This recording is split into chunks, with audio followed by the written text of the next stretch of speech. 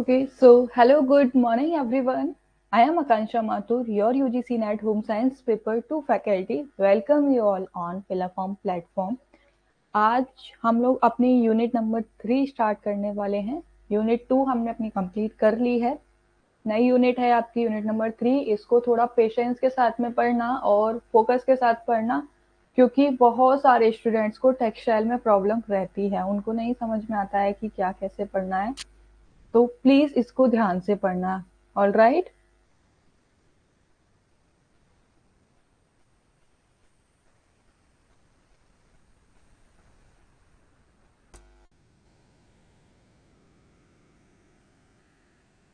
Okay, so without any delay let's be start our today class. But ये आपके social media platform है, इनको आप ज्वाइन कर सकते हो, जहाँ पे आपकी क्लास के रिगार्डिंग अपडेट्स मिलती रहती है and regarding the UGC NET आपको अपडेट्स मिल जाती हैं। So the name of the Telegram group is home science UGC NET फिलाफॉर्म। ओके, आप इसको जाके ज्वाइन कर सकते हो। ये आपकी यूनिट नंबर 3 टेक्सटाइल का सिलेबस है, जहाँ पे सबसे पहले क्या है, टेक्सटाइल टर्मिनोलॉजीज हम लोग पढ़ेंगे। Good morning Hema ji. ठीक है, टर्मिनोलॉजीज हैं जैसे फाइबर क्या होता है, यार्न क्या होता है, वीविंग, फैब्रिक एक्सेट्रा, ये सारी चीजें। क्लासिफिकेशन ऑफ फाइबर्स कि कितने प्रकार का आपका फाइबर्स होता है, यार्न्स कितने प्रकार के होते हैं, आप फाइबर्स में और वीविंग में कैसे आप आइडेंटिफाई करोगे। हाँ जी, आज यूनिट नंबर 3 स्टार्ट हो चुकी है। आपको अगर प्रीवियस क्लासेस में कोई डाउट हो तो आप मुझसे पूछ सकते हो, ऐसा कोई इशू नहीं है।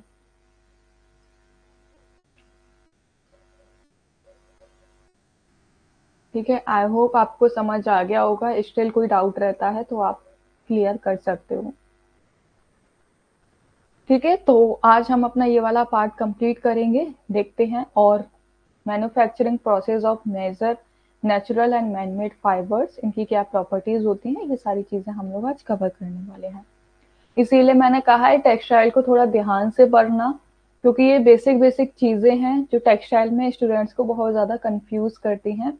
इस तरीके से पढ़ोगे तो थोड़ा क्लियर हो जाएगा। देखो, सबसे पहले आपको पता होगा कि आपका कोई भी कपड़ा बनने से पहले वो एक रेशा होता है। रेशे के बाद में उसको यार्न बनाया जाता है, यार्न बनाने के बाद में वो फाइबर बनता है।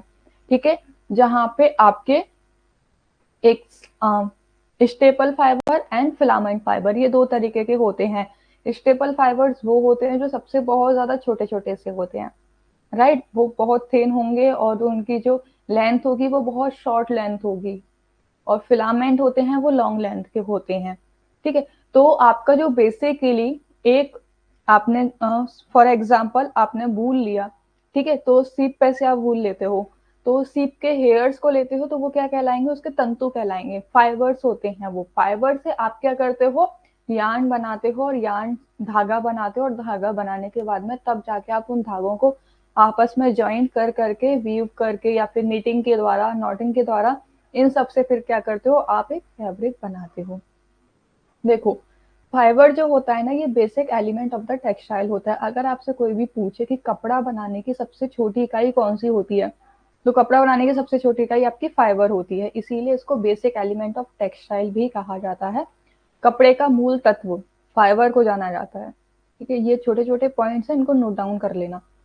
और फिर यार्न क्या होता है, यार्न को आपके हिंदी में सूत कहा जाता है, जो कि आपके स्पिनिंग के द्वारा, यानी कि फाइबर जो होते हैं, आपके तंतु जो होते हैं, उनको आपस में ज्वाइंट कर करके स्पिनिंग की सहायता से आपका धागा तैयार किया जाता है। ठीक है, स्पिनिंग यानी कि कताई के द्वारा, आपका तंतुओं की कताई द्वारा आपका उत्पादित जो होता है वो आपका धागा कहलाता है। फिर वहीं आ जाता है आपका फैब्रिक। फैब्रिक जब आप ये जो आपने सूत था, आपका यार्न था, धागा जो तैयार किया, इन धागों को जब आप आपस में इकट्ठा करते चले जाते हो, आपस में वीविंग करते हो, निटिंग करते हो, तो ये क्या बन जाते हैं, आपके कपड़े का निर्माण हो जाता है। यानी कि अभी तक हमारे पास में इस तरीके का तंतु था। ठीक है, तंतु के बाद में हमने इसमें स्पिनिंग की। ठीक है, स्पिनिंग के बाद ये हमारे पास धागे तैयार हो गए। अब इन धागों को हमने क्या किया, आपस में इकट्ठा कर दिया इस तरीके से। इकट्ठा करने के बाद जॉइंट करते चले गए और ये हमारा क्या तैयार हो गया, ये हमारा फैब्रिक रेडी हो गया। ये आपका रहता है, और टेक्सटाइल की अगर बेसिक इकाई रहती है तो वो आपकी फाइबर ही रहती है। ठीक है, ये याद रखना आप लोग। देखो, फाइबर्स क्या होते हैं, फाइबर यानी कि तंतु जो होता है वो आपके प्लांट बेस्ड भी होते हैं और एनिमल बेस्ड भी होते हैं।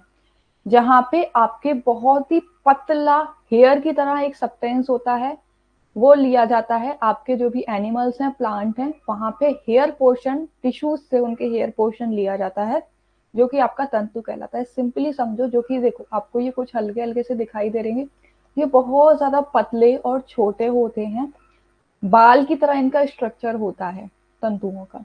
ठीक है, जो कि a fibre is a material which is several 100 times as long as is thick. यानी कि क्या होता है, एक फाइबर जो होता है एक ऐसी सामग्री है जो कि इसकी मोटाई से कई गुना लंबी होती है। यानी कि ये आपका मोटा नहीं होगा, पतला ही होगा, लेकिन आपका लंबाई में देखने को मिल जाएगा। और लंबाई मैंने आपको बताया, स्टेपल फाइबर जो होते हैं वो आपको लंबाई में शॉर्ट देखने को मिलेंगे, शॉर्ट लेंथ के होते हैं वो।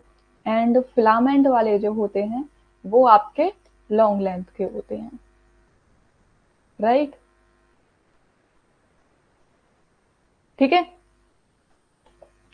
देखो यहाँ पे अब क्या करते हो आप लोग कि आपने वो फाइबर लिया अपना, चाहे आप प्लांट बेस्ड लो या फिर आप एनिमल बेस्ड लो, फाइबर लेने के बाद में आप क्या करते हो, स्पिनिंग करते हो। स्पिनिंग से फिर क्या आपको मिल जाता है, यार्न मिल जाता है। यार्न मिलने के बाद में आपने यार्न को अपनी वीविंग के द्वारा, निटिंग के द्वारा क्या करते हो, फैब्रिक में कन्वर्ट कर देते हो। और वीविंग जो आपकी वो या तो बाफ्ट और वेफ्ट, इस तरीके से आपकी वीविंग चलती है, तब जाके आपका कोई भी कपड़ा है वो तैयार होता है। ठीक है, वार्प और वेफ्ट वीविंग आपकी चलती ही चलती है। उसके बाद में फिर आपका कपड़ा बनने के बाद आप उसमें फिनिशिंग देते हो। फिनिशिंग इन द सेंस कि अगर आपको रिंकल रेजिस्ट बनाना है, या फिर आपको वाटर प्रूफ बनाना है, वाटर रेजिस्ट बनाना है, फायर रेजिस्ट बनाना है, तो इस तरीके की आप क्या उसमें फिनिशिंग देते हो। या फिर उसमें डाई करनी है, कलर करना है, मर्चेंडाइजिंग करनी है, जो भी करना है, ये फिनिशिंग देने के बाद में एट लास्ट आप उसका क्या है, प्रोडक्ट में उसको कन्वर्ट कर देते हो। प्रोडक्ट फिर आप कुछ भी बना सकते हो कपड़े से। डन। ये पूरा आपका प्रोसेस रहता है फाइबर से फैब्रिक बनने तक लेकर, और फैब्रिक से आपके कस्टमर तक पहुंचने तक। यहाँ तक तो सिंपल है, किसी को कुछ भी डाउट नहीं होगा, यहाँ पे सिंपल सी चीज बढ़ाई है। अब देखो यहाँ पे, ये अगर आप और देखना चाहते हो स्टेप्स तो आप इनको भी फॉलो कर सकते हो। फाइबर आया, फाइबर के बाद में हमने क्या है, यार्न मैन्युफैक्चरिंग के लिए हमने स्पिनिंग किया, स्पिनिंग से हमारा यार्न बना, यार्न से हमारी फैब्रिक मैन्युफैक्चरिंग के लिए हमने वीविंग और निटिंग का इस्तेमाल किया, जिससे कि हमें क्या है, ग्रे फैब्रिक हमें प्राप्त हो गया। ग्रे फैब्रिक प्राप्त होने के बाद में हमने उस पर डाई की, प्रिंटिंग की, फिनिशिंग इंडस्ट्री में गए, जिसको आपके वेट प्रोसेसिंग कहा जाता है। फिर उससे हमारा फैब्रिक तैयार हो गया। फैब्रिक तैयार होने के बाद में एट लास्ट हमने क्या कर दिया, अपना गारमेंट बना दिया। गारमेंट में अब आपके कुछ भी ले लो, आप टॉप ले लो, जीन्स ले लो, कुर्ता ले लो, anything you can wear, everything comes under the category of garment. Right. अब देखो यहाँ पे types of fibres according to their length, मैं आपको बता रही थी कि जो फाइबर होते हैं वो दो तरीके के होते हैं उनकी लंबाई के आधार पे। पहला होता है आपका फिलामेंट फाइबर, यानी कि फिलामेंट तंतु आप कह सकते हो इसको, जो कि लंबा होता है, काफी कंटिन्यूशन में होता है, इसको आप मीटर में मेजरमेंट कर सकते हो। जैसे कि आपका सिंथेटिक फाइबर, सिल्क, ये काफी लेंदी होता है, ये छोटा नहीं होता है। फिर आते हैं आपके स्टेपल फाइबर। स्टेपल फाइबर आपके शॉर्ट लेंथेड होते हैं और कुछ इंचेस के होते हैं। देखो, फिलामेंट आपका मीटर में होता है और जो स्टेपल्स होते हैं ये आपके इंचेस में होते हैं।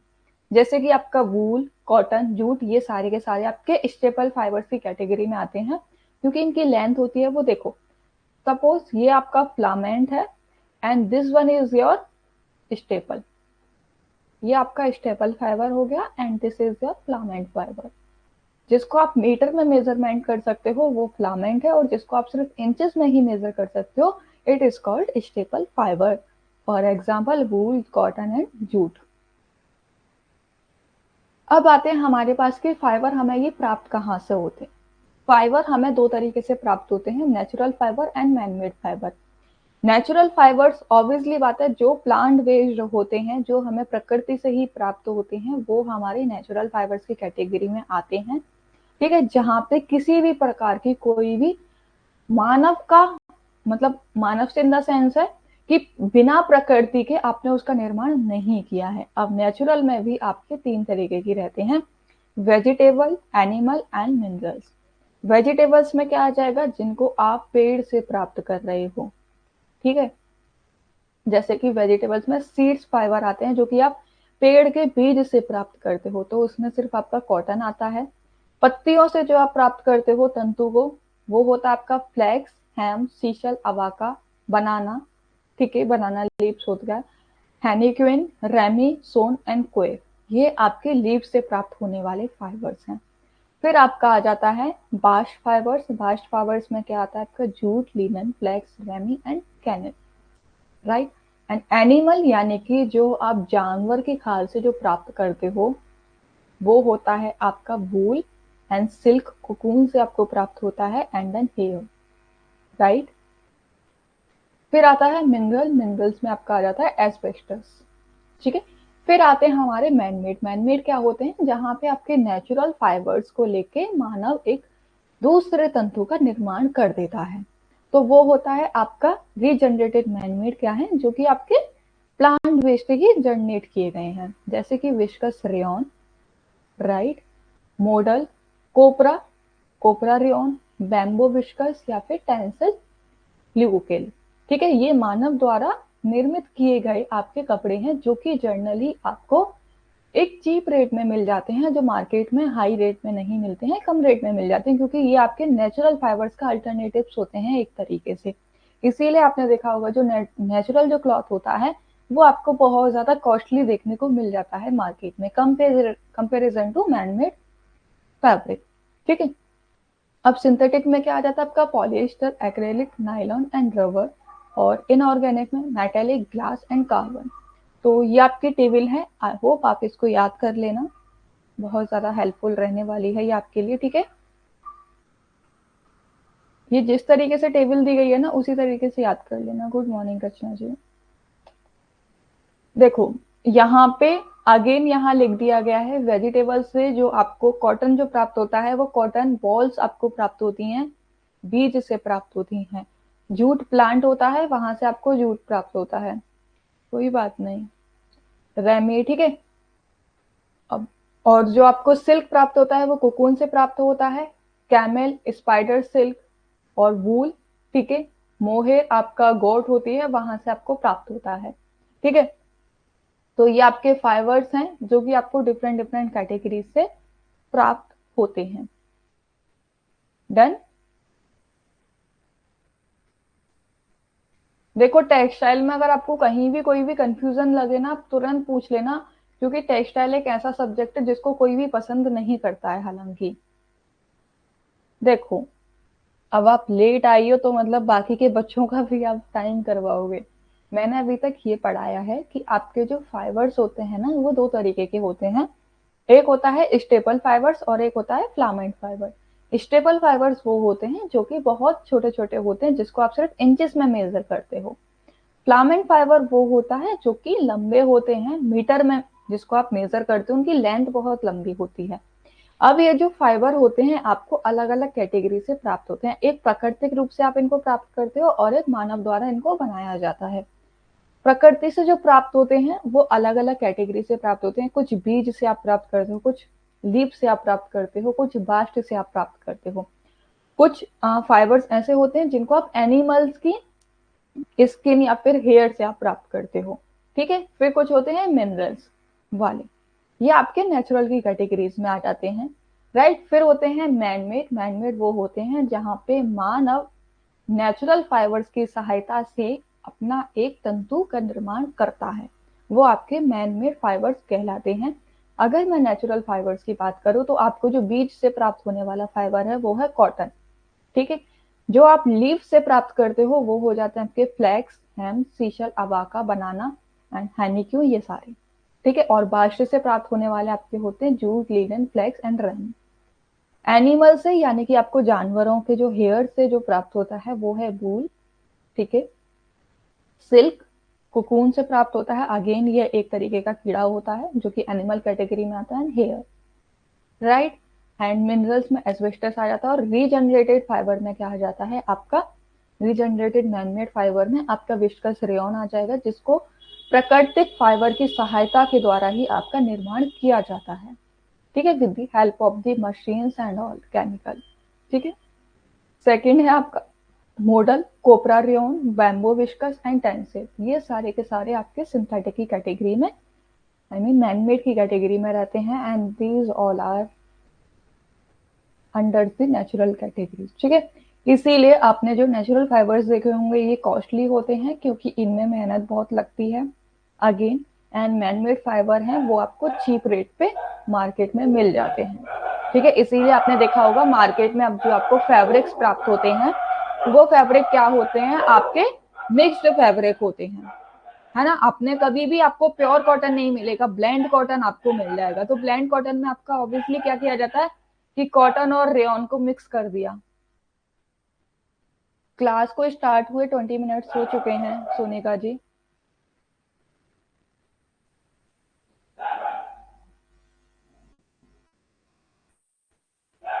ठीक है। एंड आप जो रिकॉर्डेड क्लासेस की बात कर रहे थे, सारी की सारी रिकॉर्डेड क्लास एवरीडे आपकी मिल जाती हैं। आप क्लास एंड होने के 2 घंटे बाद देखा करो, आपको सारी क्लासेस मिल जाती हैं। आपको क्यों शो नहीं हो रहा था, बाकी बच्चों को तो शो हो रहा था। कहीं आपके कुछ कोर्स में तो कोई प्रॉब्लम नहीं हो गई है?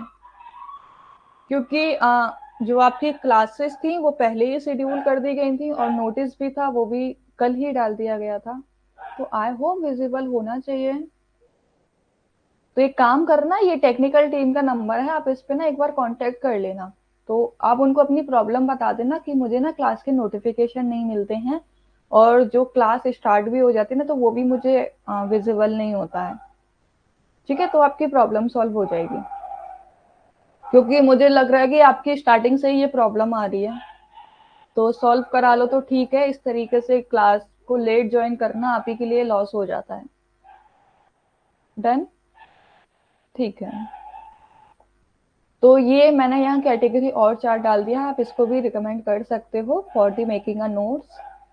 अब देखो नेचुरल फाइबर्स एक एक करके हम लोग पढ़ लेते हैं। नेचुरल फाइबर्स क्या होते हैं, ये सेलुलोजिक फाइबर्स होते हैं, ठीक है, जो कि आपके 3 जगहों से आप इनको प्राप्त करते हो नेचुरल फाइबर्स को। या तो आप सीड से, या तो बीज से प्राप्त करते हो, या फिर स्टेम से प्राप्त करते हो, टहनियों से, या फिर पत्तियों से प्राप्त करते हो, लीफ।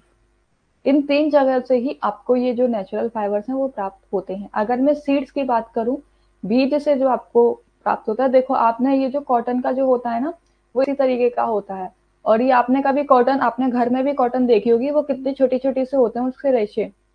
सेम इसी तरीके से इन फाइबर्स को आपस में ज्वाइंट कर करके इनका एक पूरा थ्रेड बनाया जाता है with the help of yarn, बनाया जाता है with the help of the spinning, ठीक है। जो आपको बीज से प्राप्त होते हैं वो आपके फाइबर्स होते हैं कॉटन एंड कपूक। स्टेम से प्राप्त होने वाले होते हैं फ्लैक्स, हेम्प एंड जूट। और लीफ से प्राप्त होने वाले होते हैं सीशल, अवाका एंड पिन्ना, ठीक है। अवाका ये आपको एक तरीके से बनाना लीफ से आपको मिल जाता है। फिर आते हैं एनिमल फाइबर्स, जो कि आप ऑब्वियसली बात है जो एक आपके फ्लामेंट फाइबर की कैटेगरी में भी आपके आ जाते हैं ये। और वूल एंड हेयर यहाँ से आपको प्राप्त होते हैं। हेयर से प्राप्त होने वाले क्या हैं, लामा, कैश्मीर एंड मोहेर, ठीक है। और वूल जो आपको, ऊन जो आपको प्राप्त होता है वो सीप से प्राप्त होता है आपको।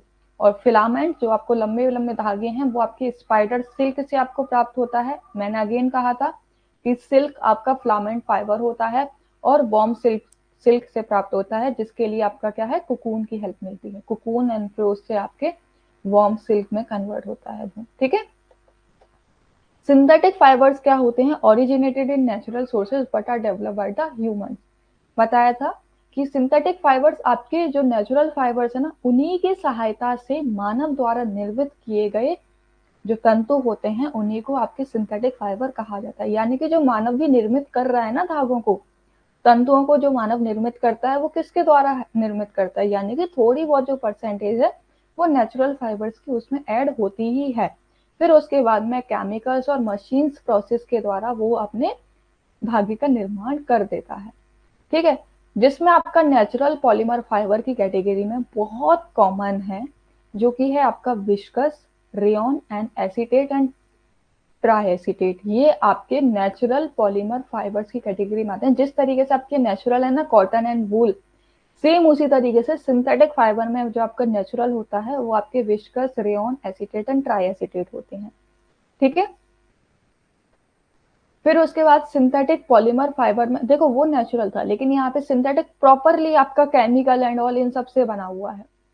ठीक है, जहाँ पे आपके organic fibre based on petrochemicals की सहायता से इनको बनाया जाता है। इसमें मोस्ट कॉमन है पॉलिएस्टर। आपने कभी देखा होगा पॉलिएस्टर का कपड़ा है ना, आप उसको समर में वियर नहीं कर सकते हो, इवन कुछ लोग तो उसको विंटर में भी वियर नहीं कर सकते हैं, क्योंकि ये ज्यादा ब्रीदेबल नहीं होता। अगर आप इसको पहन लोगे ना तो आपको स्वेटिंग बहुत ज्यादा होगी, आपको इचिंग बहुत होगी, रैशेस आपको देखने को मिल जाएंगे अपनी बॉडी पे, क्योंकि पॉलिएस्टर का कपड़ा ऐसा होता है कि हल्का सा ना वो टाइट होता है, कड़क होता है, उसके ना पोर्स होते हैं वो आपस में काफी पास पास होते हैं, तो उस वजह से ना आप ब्रीद नहीं कर पाते हो, आपकी जो बॉडी स्वेट प्रोड्यूस करती है उसको एब्जॉर्ब नहीं कर पाती है। ठीक है, एब्जॉर्बेंटी जो होती है इसकी वो ज्यादा अच्छी नहीं होती है। ठीक है, फिर होता है आपका पॉलीमाइड, जिसको आप लोग नायलॉन के नाम से भी जानते हो, and acrylic and Moda acrylic. ये सारे के सारे आपके सिंथेटिक मैनमेड फाइबर होते हैं, और जो हमने रियन, विस्कस ये सारे जो पढ़े थे वो आपके नेचुरल सिंथेटिक होते हैं। ठीक है, कंफ्यूज मत होना इनमें। फिर आते हैं आपके इनऑर्गेनिक, जो कि अगेन रिफैक्टरी पॉलीमर फाइबर होते हैं। इनको मैनमेड फाइबर्स के द्वारा, ये देखो जो आपके नेचुरल वाले थे वहां पे आपके कुछ नेचुरल फाइबर्स का भी इस्तेमाल किया जा रहा था और मशीन्स का इस्तेमाल किया जा रहा था, लेकिन ये जो इनऑर्गेनिक वाले हैं ये कंप्लीटली आपके मशीन्स के द्वारा ही आपके निर्माण किए जाते हैं। जैसे कि ग्लास हो गया, मेटल हो गई, कार्बन और कैरेमिक हो गया, ये प्रॉपर आपके रिफैक्टरी पॉलीमर फाइबर्स होते हैं। ठीक है, अगर हम लोग कंपैरिजन करें नेचुरल फाइबर और सिंथेटिक फाइबर का, क्या डिफरेंस है नेचुरल फाइबर्स में और इनमें। देखो, नेचुरल फाइबर जो होते हैं ये आपके पास लिमिटेड है। ऑब्वियसली बात है कि आपके पास अगर आप वूल आपको लेना है तो शीप के जो होंगे वो लिमिटेड ही होंगे। अगर आप सारे शीप पे से उनके हेयर रिमूव कर लोगे तो एक टाइम लगता है अगेन रीग्रोथ होने में, है ना, तो वो लिमिटेड होते हैं। लेकिन सिंथेटिक फाइबर तो अनलिमिटेड है यार, आप जितना बनाना चाहो आप उतना बना सकते हो। ठीक है, वहीं पे आप लोगे कॉस्ट, तो कॉस्ट अगेन नेचुरल फाइबर्स की बहुत ज्यादा हाई रहती है एंड सिंथेटिक फाइबर की लो रहती है, क्योंकि यहाँ पे कुछ भी आप नेचुरल चीजों का इस्तेमाल नहीं कर रहे हो। ठीक है, फॉर एग्जाम्पल चलो मैं आपको एक बताती हूँ। आपने कोई एक ड्राइंग बनाई है,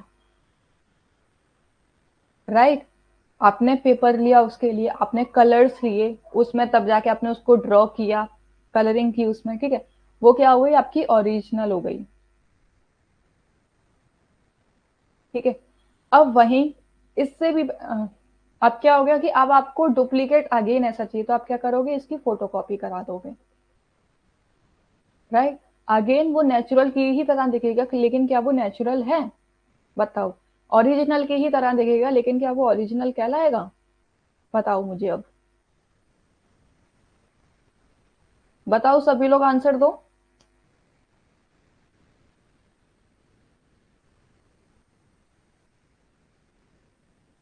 अब ये जो आपने ओरिजिनल इमेज जो बनाई थी, इसमें आपका टाइम भी गया। ठीक है, टाइम गया, आपकी प्रैक्टिस गई, आपकी पूरी मेहनत लग गई इसमें। ठीक है, प्रॉपर आपने यहाँ टाइम दिया आपके पास। अब आप इसको तभी बना सकते हो और जब आपके पास में टाइम होगा, या फिर प्रॉपरली, वो भी आपकी सेम ऐसे नहीं बनेगी।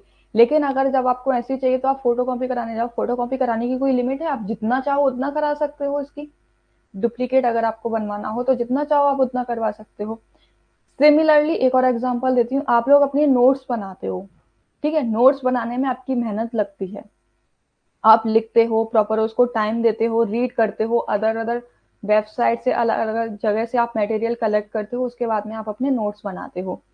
सेम आपका कोई फ्रेंड आकर आपसे कह दिए कि अरे यार मेरे पास ना नोट्स नहीं बने हैं, तूने नोट्स बनाए हुए हैं, मुझे नोट्स दे दे, मैं फोटो कॉपी करा लूंगा। अब आपके कितने भी फ्रेंड आपकी फोटो कॉपी कराएं, कोई लिमिट है, कोई लिमिट नहीं है, लेकिन आपकी जो ओरिजिनलिटी है वो ओरिजिनलिटी ही रहेगी। सेम चीज आपकी नेचुरल और सिंथेटिक फाइबर में रहती है। नेचुरल जो होते हैं वो लिमिटेड ही होते हैं, ओरिजिनल होते हैं। सिंथेटिक होते हैं वो एक तरीके से डुप्लीकेट होते हैं, जिनको नेचुरल की हेल्प से ही बनाया जाता है। अब यहाँ पे आपने जो फोटोकॉपी जो कराई थी उसमें आपने नेचुरल की ही तो हेल्प ली थी ना। बेशक आपने मशीन्स का इस्तेमाल किया था, बट आपने चीज तो ओरिजिनल को ही ध्यान में रखा था ना। तो सेम उसी तरीके से आपके नेचुरल और सिंथेटिक फाइबर होते हैं। आई होप अब आपको कंफ्यूजन नहीं होगा नेचुरल फाइबर्स में एंड सिंथेटिक फाइबर में, क्योंकि इतना इससे ज्यादा इजी एग्जांपल मुझे नहीं लगता था कि कोई और हो सकता था मेरे हिसाब से। बाकी हो तो ठीक है। और ये जो नेचुरल फाइबर होते हैं ये शॉर्ट टू मीडियम लेंथ के होते हैं, और जो सिंथेटिक फाइबर होते हैं ये काफी लंबे होते हैं। और केमिकल ट्रीटमेंट इन पे बहुत कम होता है, नामात्र ही बराबर केमिकल ट्रीटमेंट होता है, और सिंथेटिक फाइबर पे प्रॉपर केमिकल ट्रीटमेंट के द्वारा ही इनको बनाया जाता है। एक बात बताओ भाई, तुम्हें मेरी आवाज आ भी रही है या नहीं आ रही है, या फिर जो मैं बोल रही हूँ वो एक कान से सुन रहे हो दूसरे से निकाल रहे हो, या फिर क्लास में हो भी या नहीं हो, क्लास ऑन करके चले गए हो? क्योंकि अगर ये समझ में नहीं आया ना और फिर आपको बाद में प्रॉब्लम हुई, तो उसमें फिर मेरी कोई गारंटी नहीं है। क्योंकि अभी मैं आपसे बार बार पूछ रही हूँ कि मुझे बता दो समझ आ रहा है या नहीं आ रहा है, क्योंकि टेक्सटाइल एक ऐसा सब्जेक्ट है जिसको आप बाद में पढ़ नहीं सकते हो। तो रेस्पॉन्स कर दिया करो, या फिर डांट की आदत पड़ गई है तुम्हें?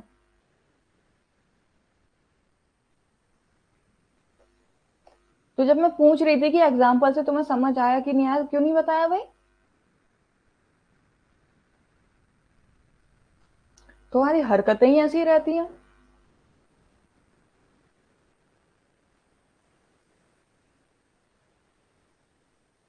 अ- अब ऑब्वियसली बात है, रेस्पॉन्स नहीं करोगे मैं तो यही समझूंगी क्लास ऑन करके आप लोग चले गए हो। हद करते हो यार, जब मैं एग्जाम्पल समझा रही तो एग्जाम्पल में थे तो आप हाँ या ना कर सकते थे कि हाँ मैम आपको समझ आ गया इस एग्जाम्पल से हमें। मैंने पूछा भी दो तीन बार कि नेचुरल और सिंथेटिक में अब तुम्हें कोई कंफ्यूजन तो नहीं है? भाई शांत बैठे हुए हैं, कमाल हो तुम लोग भी। कसम से मैं कोशिश करती हूँ कि मैं शांत रहूं, क्लास में शांत रहूं, बट तुम लोग रहने नहीं देते हो मुझे। ठान लिया है कि मैम को बुलवा के ही रहेंगे। ठीक है। अब देखो अगेन यहाँ पे डिफरेंस डाल दिया है, ये सारी मेहनत तुम्हारे लिए हो रही है, और तुम अगर इस तरीके से रेस्पॉन्ड करोगे ना रोज डांट खाओगे मुझसे। अब देखो अगर वो सारी थ्योरी भी नहीं पढ़नी हो ना तो इस चार्ट को पढ़ लेना, कि जहाँ पे है नेचुरल फाइबर आपको कहाँ से मिलते हैं, प्रकृति से मिलते हैं, और मैनमेड फाइबर मानव ही निर्मित करता है। ठीक है। मेरा बीपी नहीं बढ़ता। ठीक है। और फाइबर्स जो होते हैं वो आपके हाइड्रोफोलिक होते हैं इन नेचर, और जो जो मैनमेड जो फाइबर्स होते हैं वो हाइड्रोफोबिक इन नेचर होते हैं, जो कि नॉन पोरस एंड ड्रिपेबल वाटर होते हैं। इनकी लेंथ, नेचुरल फाइबर्स की लेंथ फिक्स्ड होती है, और मैनमेड फाइबर की लेंथ आप जितना मर्जी चाहो उतनी आप लेंथ कर सकते हो। ठीक है। लेस। और ये जो नेचुरल फाइबर होते हैं ये काफी ज्यादा कमजोर होते हैं, ड्यूरेबिलिटी भी होती है, ये ज्यादा लंबे समय तक नहीं चलते हैं। आपने कॉटन देखा होगा, कॉटन को आप प्योर कॉटन जो होगा, आप एक दो बार उसको पहनना फिर वो आपका खराब हो जाएगा, वो ज्यादा लंबे समय तक नहीं चलता है। वहीं अगर आप मैनमेड फाइबर को ले लो, आप कितना भी पहन लो इसको, कितना भी कुछ भी कर लो, इसको कुछ नहीं बिगड़ने वाला है। कलर चला जाएगा बेशक, लेकिन अदरवाइज और कुछ नहीं होगा, कहीं से भी वो फटेगा नहीं। ठीक है। तो इसीलिए मैनमेड फाइबर हाई स्ट्रेंथ, काफी ज्यादा मजबूत होते हैं और लंबे समय तक चलते हैं। नेचुरल फाइबर्स इन्वायरमेंट फ्रेंडली होते हैं, प्रकृति। ठीक है। और जो मैनमेड फाइबर्स होते हैं कुछ आपके हार्मफुल होते हैं इन्वायरमेंट के लिए, क्योंकि बहुत ज्यादा केमिकल ट्रीटमेंट किया जाता है। और नेचुरल फाइबर एक्सपेंसिव होते हैं क्योंकि ये लिमिटेड अमाउंट में होते हैं, एंड आपके मैनमेड जो होते हैं वो सस्ते होते हैं क्योंकि ये अनलिमिटेड होते हैं। और जहाँ पे आपने देखा है ना भाई, कि अगर आप किसी के पास हद से ज्यादा अवेलेबल रहोगे तो आपकी वैल्यू कम हो जाती है। बस वही चीज यहाँ पे है। और आप किसी को लिमिटेड टाइम देते हो तो वहां आपकी वैल्यू बहुत रहती है। बस उसी तरीके से नेचुरल और मैनमेड में है भाई। देखो यहाँ पे भी इनको अपनी वैल्यू है, यहाँ पे भी इन्होंने अपना प्राइस फिक्स कर लिया। लिमिटेड रहते हैं लेकिन महंगे हैं भाई। उसी तरीके से आप जो हमेशा हर किसी के लिए अवेलेबल हो जाते हैं ना, फिर वो आपको क्या लेने लग जाते हैं, टेक इन फॉर ग्रांटेड, अरे यार ये तो आ ही जाएगा, इसको क्या ही देखना, इसका तो रोज का है ना। तो वो चीज आपकी मैन मेड में आ जाती है। ध्यान रखना, लाइफ का लेसन मिल गया आपको यहाँ से। अब देखो इनकी प्रॉपर्टीज क्या होती हैं। प्राइमरी प्रॉपर्टीज आपको क्या होती हैं। ओके, तो आई होप अब आपको फाइबर्स में कोई कंफ्यूजन नहीं होगा, मैनमेड और नेचुरल फाइबर में, ठीक है। अभी आगे आगे देखो, तुम्हें अभी कंफ्यूजन होने वाला है बहुत। ये तो इजी सा पार्ट है जहां तुम्हें कुछ भी फील नहीं होगा, जहां तो लगेगा अरे टेक्सटाइल इतना इजी होता है। आगे जब वो चीजें आएंगी ना, फाइबर्स की किस तरीके से उनकी प्रोसेसिंग होती है। देखो अब इनकी प्रॉपर्टी समझ लो, प्राइमरी प्रॉपर्टी जो कि उसके अंदर खुद पाई जाती हैं, ठीक है। ओके, तो जैसे कि लेंथ, ये यानी कि प्राथमिक प्रॉपर्टियां जिनको आप दूसरों से नहीं कुछ प्राप्त कर सकते, उसके खुद के अंदर वो प्रॉपर्टीज हैं जिसको कोई भी छीन नहीं सकता है उनसे, कोई भी बदल नहीं सकता उनको, वो प्राइमरी प्रॉपर्टीज होती हैं, ठीक है। जैसे कि लेंथ हो गई फाइबर्स की, उनकी मजबूताई कितनी है, वो कितने ज्यादा फ्लेक्सिबल है, कोहेशन उनमें कितना है, और यूनिफॉर्मिटी ऑफ प्रॉपर्टीज उनमें कितना है, यानी कि गुणों की एक रूपता कितने वो आपस में जुड़े हुए हैं। लेंथ छोटी है या बड़ी है, कुछ धागे जैसे कि अगर आप कॉटन लोगे या फिर वूल लोगे, उनकी स्ट्रेंथ क्या है, कम होती है। वहीं सिंथेटिक फाइबर की लोगे, इनकी स्ट्रेंथ क्या है, वो मजबूत काफी ज्यादा होती है। तो ये आपकी प्राइमरी प्रॉपर्टीज होती हैं, ठीक है। जिस और सेकेंडरी प्रॉपर्टीज क्या होती है, फिजिकल शेप, ठीक है। स्पेसिफिक ग्रेविटी यानी कि वेट कितना है और कवर कितना है। कोहेसिवनेस का मतलब होता है बेटा कि आपकी जो भी आपके फाइबर्स है ना, वो आपस में कितना एक दूसरे से अटैच्ड हैं, उनमें गैपिंग कितनी है। जैसे कि कॉटन का अगर आप फाइबर लोगे तो उनमें गैपिंग काफी ज्यादा रहती है, वहीं अगर आप सिल्क लोगे तो आपस में वो बहुत ज्यादा करीब रहते हैं उनके मॉलिक्यूल्स, तभी तो एकदम वो प्लेन होता है ना, एकदम शाइनी स्ट्रक्चर होता है उसका। लेकिन कॉटन का आपने देखा होगा कि आपको वो हल्का सा डल दिखाई देता है, कॉटन का प्रॉपर एकदम शाइनिंग वाला नहीं होता है। और कॉटन अगर आपको एकदम प्रॉपर शाइनिंग वाला भी देखे, समझ जाना कि वो आपका कॉटन ब्लेंड कपड़ा है, वो प्योर कॉटन नहीं होगा जो आपको एकदम शाइनिंग दिखे। इसका जो टेक्सचर होता है ना, वो हल्का सा रफी टेक्सचर होता है।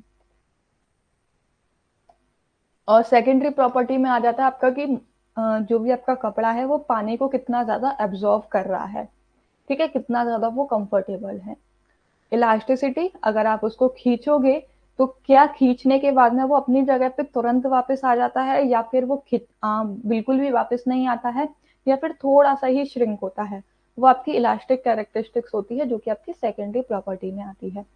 थर्मोप्लास्टिक अगेन सॉफ्टनिंग पॉइंट आता है और हीट सेट कैरेक्टर आता है, यानी कि अगर आपका कोई भी कपड़ा है, आप उसको वियर करोगे तो आपको उसके पहनने के बाद गर्मी लगेगी या फिर नॉर्मल आपका टेम्परेचर रहेगा। डायबिलिटी, डायबिलिटी होती है यानी कि आपकी कलर, अगर आपने अपने फैब्रिक पे कलर किया है, अपने फाइबर पे कलर किया है, तो वो लॉन्ग लास्टिंग है या फिर शॉर्ट टाइम के लिए है। Resistant of solvent, coercive chemicals, micro organism and environmental condition, यानी कि जो भी आपने फाइबर तैयार किया है वो प्रकृति के अनुकूल है भी या नहीं है, ये आपकी सेकेंडरी प्रॉपर्टी में आता है। फ्लामेबिलिटी, यानी कि जलने पे वो किस तरीके का है, तुरंत जलता है या आग से रक्षा करता है, वो चीज आ जाएगी। और लस्टर होता है आपकी चमक, ठीक है, कि आपके कपड़े में कितनी ज्यादा चमक है, कितनी कम है, ये आपकी सेकेंडरी प्रॉपर्टी में आता है। देखो भौतिक आकार, विशिष्ट गुरुत्वाकर्षण यानी कि वजन ज्यादा है या क्या है, नमी कितनी आपकी स्ट्रोक कर सकता है आपका कपड़ा, लोचदार कितना है, थर्मोप्लास्टिसिटी, डायबिलिटी, सॉल्वेंट और ज्वलनशीलता एंड चमक, ये सारी की सारी आपकी क्या होती है, द्वितीय गुण होते हैं आपके किसी भी फाइबर के। अब आते हैं हम लोग यार्न पे। अब हमारा फाइबर पूरा कंप्लीट हो गया, अब हम बना लेते हैं स्पिनिंग की सहायता से अपना यार्न। अभी तक हम लोग क्या पढ़ रहे थे, तंतु था हमारे पास, अब हम तंतु से अपने धागे का निर्माण करेंगे। ये आपको इमेज दिख रही है, ये आपका क्या है, बास्ट वाला है जो आपकी स्टेम से प्राप्त हुआ है, ठीक है। अब यहाँ आपने देखा होगा एक धागा आपका इस तरीके से जा रहा है और एक आपका इस तरीके से जा रहा है, ये आपकी वीविंग कहलाती है। और इसी तरीके से आपका जो है पूरा कपड़ा बन के तैयार होता चला जाता है, ठीक है। देखो यार्न क्या होता है, यार्न जहां पे आप अपने फाइबर्स को एक साथ इकट्ठा करके उनको आपस में ट्विस्ट करते हो और उससे वो एकदम लंबा स्टैंड बनता चला जाता है, वो आपका फाइबर यानी कि यार्न कहलाता है। यानी कि आपने क्या लिए, ये छोटे छोटे ये आपने क्या लिए, फाइबर्स लिए। ठीक है, इनको आप आपस में इस तरीके से ट्विस्ट करते चले जाओगे तो ये आपका पूरा एक क्या हो जाएगा, ये देखो चलो अगेन बनाती हूँ। इस तरीके से आपने क्या ले लिए, फाइबर्स ले लिए। अब आप इनको आपस में इस तरीके से ज्वाइंट करते चले जाओगे ट्विस्टिंग के साथ में। ठीक है, तो बताओ जो अभी तक मेरे ये जो शॉर्ट थे अलग अलग थे, अब वो पूरा मेरा क्या है, एक सिंपलेस्ट पूरा एक यार्न बन चुका है। ठीक है, यही होता है आपका यार्न, जहां पे आप फाइबर्स को इकट्ठा करते हो और उनको आपस में एक के साथ दूसरे को, दूसरे के साथ तीसरे को इस तरीके से जोड़ते चले जाते हो और उससे एक आपका लंबा धागा है वो तैयार होता चला जाता है, जिसकी सहायता से आप एक कपड़े का निर्माण करते हो। ठीक है, ये जो फाइबर्स होते हैं अगेन फिलामेंट हो सकते हैं, फिलामेंट में आपके कन्वर्ट हो जाते हैं। जो आपके स्टेपल होते हैं ना, शॉर्ट होते हैं, वो फिलामेंट में कन्वर्ट हो जाते हैं, क्योंकि धागा आपने देखा होगा एक जो रील होती है उस पर उसको रैप करते चले जाते हैं। ठीक है, वो धागे की कैटेगरी में आ जाता है, जिसमें आप यार्न को क्या है, निटिंग के लिए इस्तेमाल करते हो, वीविंग के लिए, बुनाई के लिए और टेक्सटाइल फैब्रिक बनाने के लिए आप इस्तेमाल करते हो। ठीक है, यहां तक किसी को कोई कंफ्यूजन यार्न में, फाइबर से लेके यार्न तक किसी को कोई भी कंफ्यूजन? हाँ, फाइबर आपका रेशा या फिर तंतु कह सकते हो उसको, और यार्न आपका सूत धागा होता है। ठीक है, अब देखो जो मैं ट्विस्टिंग बता रही थी ना, यानी कि आपके छोटे छोटे आपके फाइबर लिए उनको ट्विस्ट करते चले जाते हैं, उससे आपका धागा बनता चला जाता है।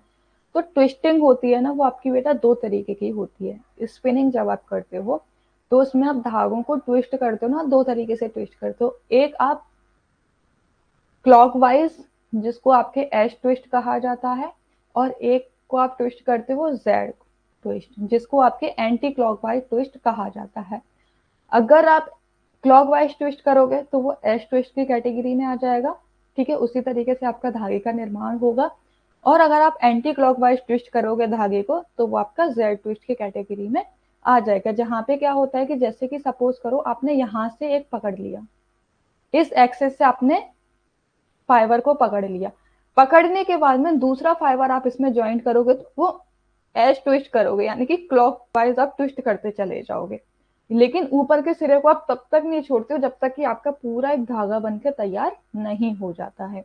ठीक है, ये होती है ट्विस्टिंग, और उसके बाद में तब जाके आपको आपका यार्न मिलता है।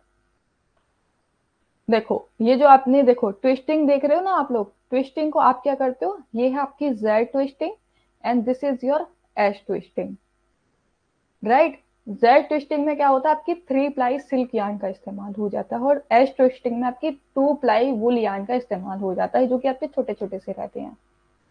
यहाँ पे देखो, अगर आप बहुत ज्यादा बारीक बारीक ट्विस्ट दे रहे हो तो आपको धागा कुछ इस तरीके का दिखाई देगा, कुछ टाइट टाइट दिखाई देगा। ठीक है, अगर वहीं पे अगर आप अपने धागे में जेड ट्विस्टिंग दे रहे हो तो आपको आपका जो धागा है ये आपका एश ट्विस्टिंग आप मान के चलो इसको। ठीक है, लूज आपको दिखाई देगा और इस तरीके से आपके जो रेशे हैं वो भी बाहर निकले रहेंगे ज्यादातर।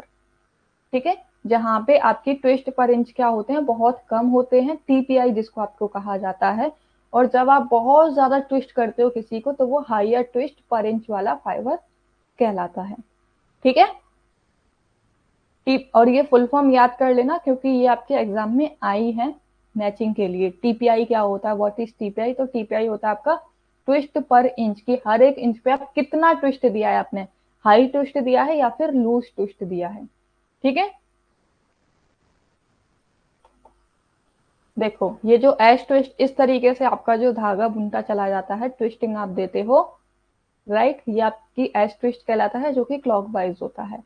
और इस तरीके से आप जो ट्विस्ट करते हो ये आपका जेड ट्विस्ट होता है जो कि आपका एंटी क्लॉकवाइज होता है। आप धागा लेना कोई भी, आप उनको दोनों को आपस में ट्विस्ट करना, एक को क्लॉकवाइज ट्विस्ट करना और एक को एंटी क्लॉकवाइज ट्विस्ट करना, आपको अपने आप उसमें अंतर पता चल जाएगा।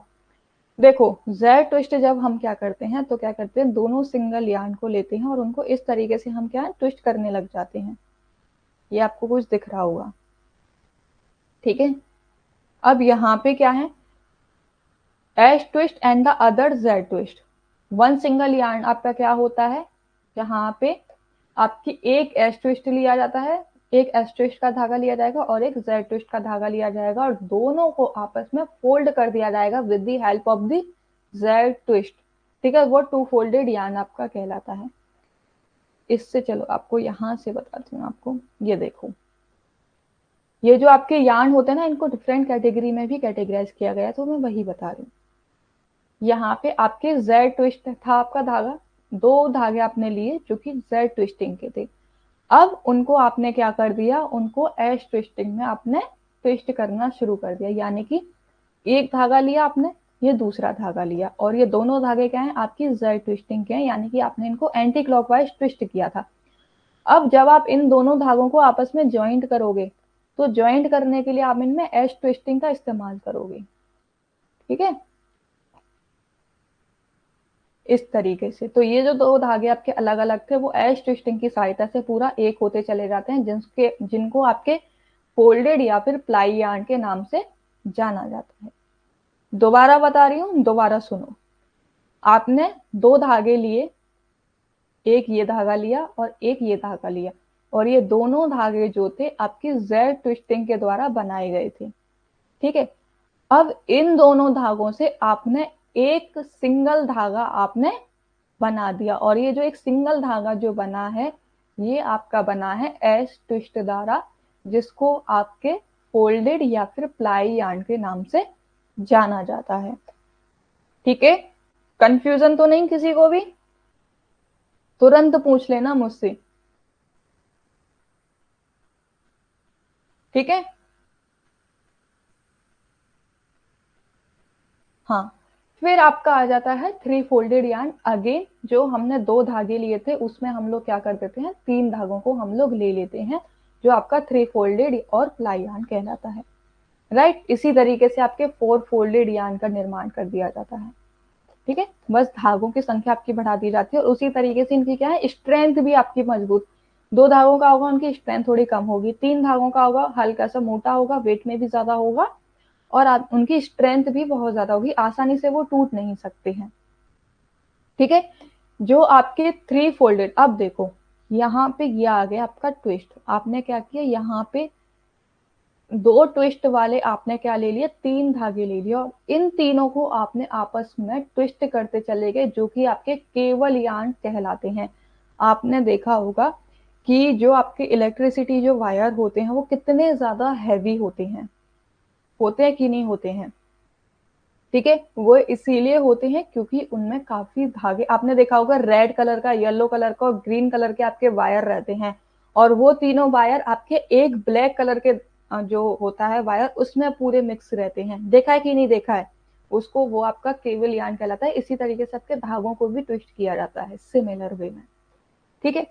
फिर आपके आ जाते हैं टू फोल्डेड केबल यार्न, यानी कि अभी तक यहाँ पे क्या था, थ्री फोल्डेड टू फोल्ड थे, यानी कि आपने ये थ्री, पहले तीन लिए, तीन को आपने दो में कन्वर्ट किया और दो में कन्वर्ट करने के बाद में आपकी केबल बनी। अब यहाँ पे क्या है, आपने यहाँ पे दो दो का पेयर लिया, टू फोल्ड लिए, अगेन आपने ये टू फोल्ड लिए और फिर आपने ये टू केबल ली एंड देन उसके बाद में आपका ये केबल बना, ठीक है।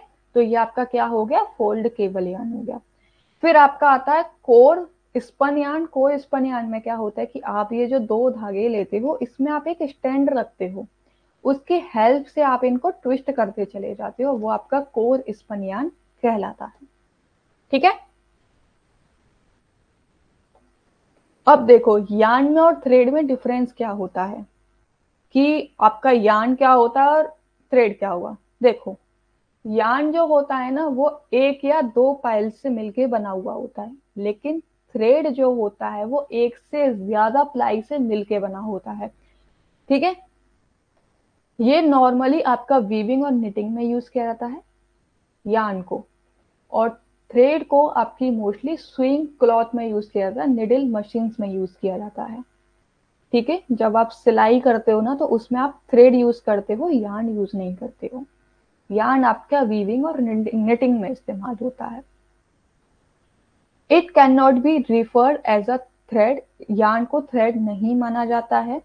इट, लेकिन आपके थ्रेड को आप यार्न भी कह सकते हो। ये बहुत बड़ा कंफ्यूजन है, ये कंफ्यूजन क्लियर कर लेना कि आपका जो यार्न है वो थ्रेड नहीं कहलाएगा, लेकिन थ्रेड आपका यार्न हो सकता है। ठीक है, yarn has less elongation and strength, यानी कि जो आपका धागा होता है वो थोड़ा कम मजबूत होता है, लेकिन जो थ्रेड होता है वो बहुत ज्यादा मजबूत होता है। यार्न ज्यादातर क्या होते हैं, yarn usually in sold in bigger package, जो धागे होते हैं इनको बड़ी पैकेजिंग में सेल किया जाता है, लेकिन थ्रेड को आपकी क्या है, छोटी छोटी पैकेट्स में भी आप इसको, रील देखी होगी आपको, एक छोटी सी रील आपको मिल जाती है ना, आप ले आते हो फटाक से, वो आपकी स्मॉलर पैकिंग में आती है। ठीक है, yarn is produced by spinning of textile fibre together, जब आप अपने फाइबर्स को, मैंने बताया था, आपस में ट्विस्ट करते चले जाते हो स्पिनिंग की हेल्प से, तो वो आपका यार्न कहलाता है। लेकिन थ्रेड क्या होता है, थ्रेड जब आप ट्विस्ट करते हो, ये जो आपने, आपको यार्न मिला है, इनको आप आपस में ट्विस्ट करते चले जाते हो, तो आपका क्या होता है, आपका थ्रेड बनता है। जैसे कि हम क्या है, ये हमारे पास यार्न थे, ठीक है, इनको जब हम आपस में ट्विस्ट करते चले गए तो इससे हमारा क्या बन गया, थ्रेड बन गया। अब कंफ्यूजन क्लियर? तो कभी भी कंफ्यूज मत हो ना यार्न में और थ्रेड में कि क्या होते हैं ये, क्या नहीं होते हैं। डन। यहां से देखो, ये आपका पूरा प्रोसेसिंग रहता है आपके यार्न बनने तक का। आपका फाइबर डाला जाता है, उनकी ब्लेंडिंग की जाती है, फिर वहां से पिकिंग की जाती है कि शॉर्ट फाइबर आपका कौन सा है, लॉन्ग फाइबर आपका कौन सा है, हैवी कौन सा है, लाइट वेट कौन सा है। ठीक है, फिर कार्डिंग से उसको अगेन उनका स्पिनिंग की जाती है, एंड देन उनका क्या है, आपका थ्रेड है वो आपको मिल जाता है, यार्न है वो आपको मिल जाता है। तो इस तरीके से पूरा आपका प्रोसेसिंग रहता है। ठीक है, यहाँ पे ये बॉबिन होती है, रॉबिन होती है, यहाँ पे आपका जैसे जैसे धागा बन के तैयार होता चला जाता है, ये आपका इस पे एक तरीके से रैप होता चला जाता है। ठीक है, चलो ये मैं अब आपको कल पढ़ाऊंगी, आज क्लास का टाइम हो चुका है। या फिर आप ये यार्न काउंट और पढ़ लो, एंड देन उसके बाद मैं आपकी क्लास लीव कर दूंगी।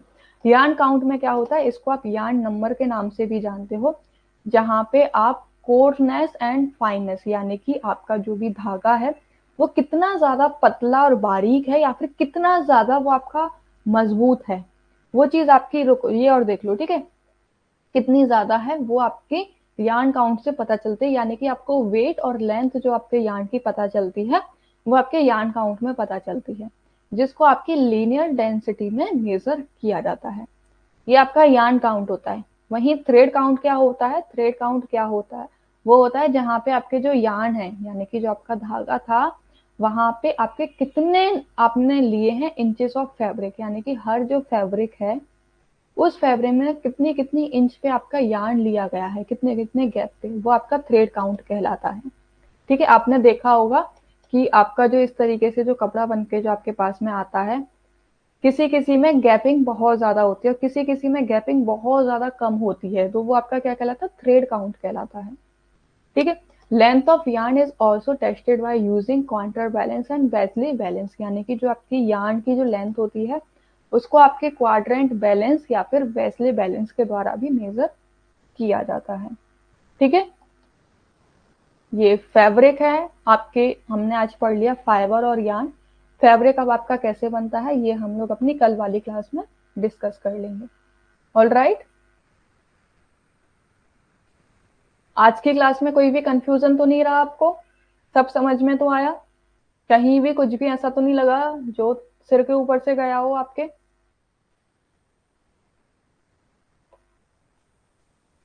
ठीक है, मैं ये बहुत धीरे धीरे पढ़ा रही हूँ क्योंकि मुझे पर्सनली खुद टेक्सटाइल बहुत ज्यादा डिफिकल्ट लगती थी, तो शायद क्या पता आपको भी लगती हो।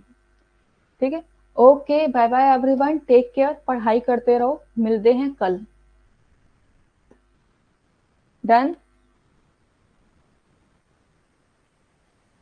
इतना इजी पढ़ाया फिर भी सर के ऊपर से गया। अब तो आप मेरे फिर, ये तो गलत बात है आपकी हिमा जी।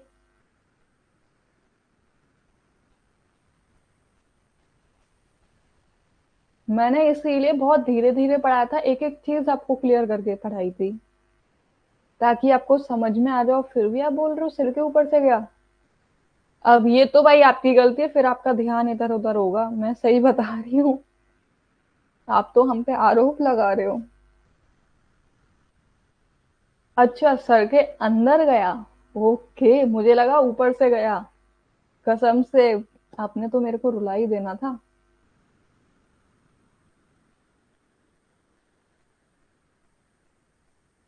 ओके, आपने वो यू करके UNDER लिखा ना, तो मुझे लगा ऊपर से गया। अंदर से ए लिखते ना, फिर भाई ये आ गया हमारे बीच में कम्युनिकेशन बेरर। इसको बोलते हैं वोकेबलरी बेलर, बेरर, सॉरी। ठीक है, okay, bye bye everyone, take care.